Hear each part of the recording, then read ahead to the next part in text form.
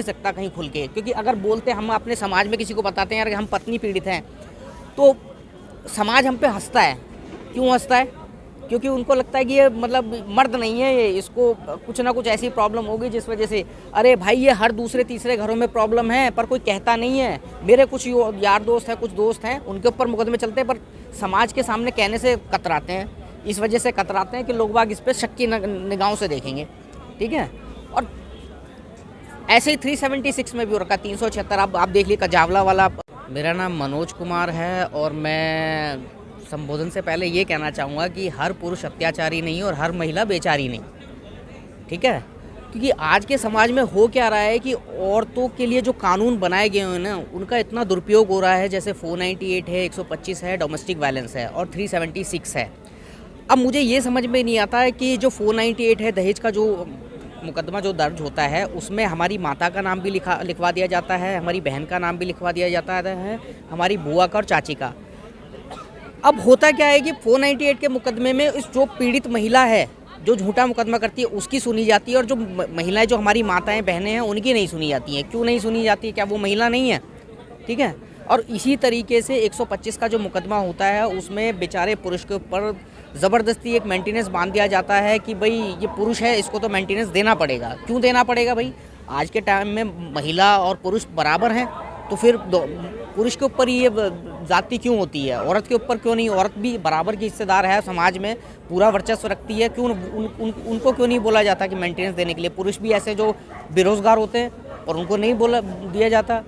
अब हमारे समाज में क्या प्रथा चल गई है? एक्सटॉर्शन, पैसे का एक्सटॉर्शन। इनमें इवेंचुअली होता क्या है, 498 के मुकदमे में, या जो हमारे जो मतलब जिस तरीके से मुकदमे लगते हैं, 498 है, जो शादी में विवाद उत्पन्न होता है, उसमें फाइनली बात क्या आती है? पैसों के ऊपर बात आती है।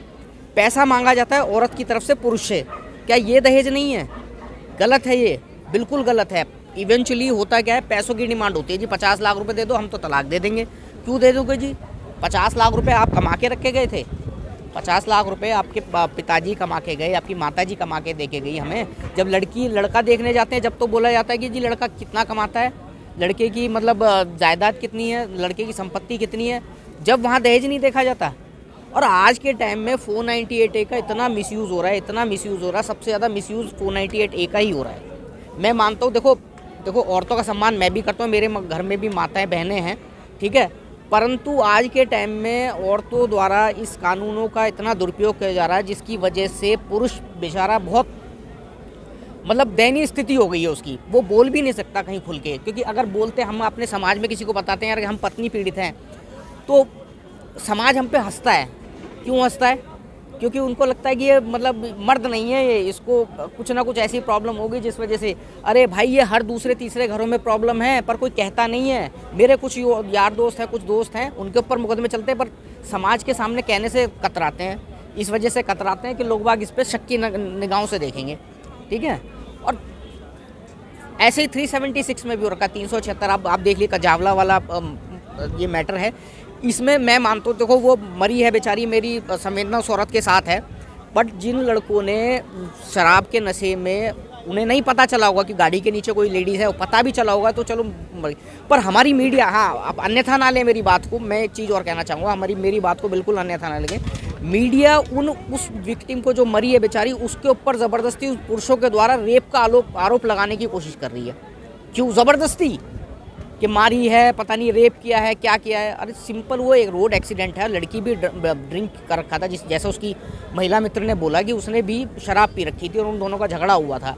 तो मतलब पुरुषों के लिए कहीं कोई जगह नहीं है संसार में। पुरुष सिर्फ यहाँ आता है, जंतर मंतर पे अपनी बात करके चले जाता है, फिर उसके बाद सरकार ना तो उस पर ध्यान देती है, नहीं को। ऐसे बहुत से सांसद हैं, बहुत से विधायक हैं जिनके ऊपर मुकदमे लगे हुए हैं, और बहुत से जजेस भी हैं जो बेचारे प्रताड़ित हैं मतलब महिलाओं कानूनों से। तो मेरा तो मानना है कि पुरुष आयोग बनना चाहिए जहां हमारी आवाज़ सुनी जाए।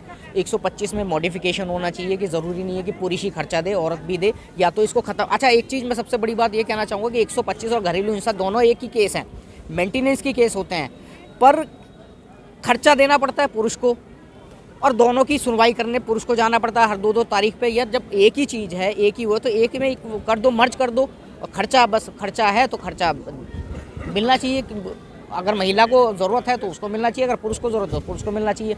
ये ख़त्म होना चाहिए, क्योंकि इसके बहाने से ही औरत क्या करती है, 125 का मुकदमा लगा देती है और ख़र्चा मिलता रहता है उसको, वो अपने घर पर बैठ के आराम से मज़े लेती रहती है। ठीक है।